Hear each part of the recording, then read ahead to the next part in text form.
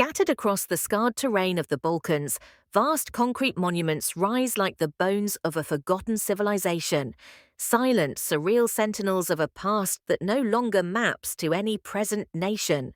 These otherworldly structures, futuristic, often isolated, and weather-worn, once held profound meaning in the Socialist Federal Republic of Yugoslavia, a country that has since vanished into history. Constructed primarily in the 1960s and 1970s, these monuments were more than just commemorative markers. Known collectively as spomeniks, they were visual declarations of a collective identity forged in the aftermath of World War II.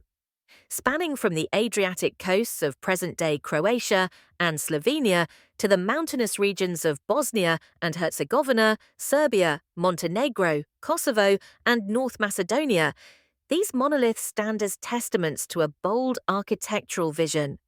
Their soaring, abstract forms mark sites of tragedy and triumph. Massacres, battles, acts of resistance, communicated not through traditional realism, but through modernist symbolism and scale.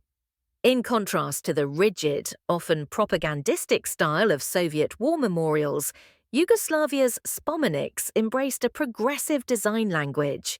Influenced by contemporary Western architecture, they reflected the country's distinct geopolitical stance, socialist yet independent from Moscow's orbit and cautiously open to the West.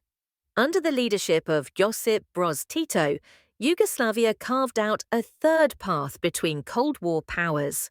Through a policy of self-management and non-alignment, it sought to chart a future that was neither capitalist nor strictly communist. Art and architecture became central tools in expressing this vision. The spomeniks served as both tributes to the resistance against fascism and embodiments of a new national mythology, one that emphasized unity among Yugoslavia's ethnically diverse population. Serbs, Croats, Bosniaks, Slovenes, Macedonians, Montenegrins, Albanians, and others.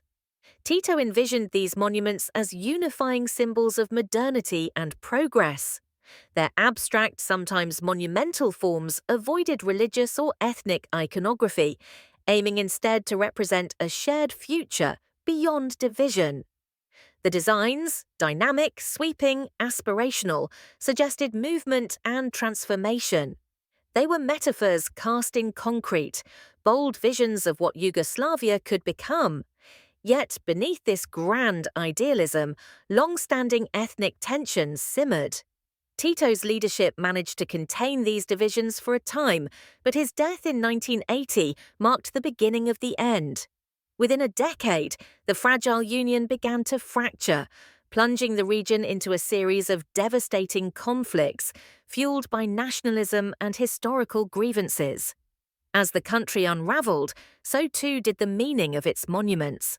Once hailed as emblems of unity and hope, they became contested symbols, ignored, desecrated, or reinterpreted according to new, often conflicting narratives. Today, the fate of the spomeniks varies.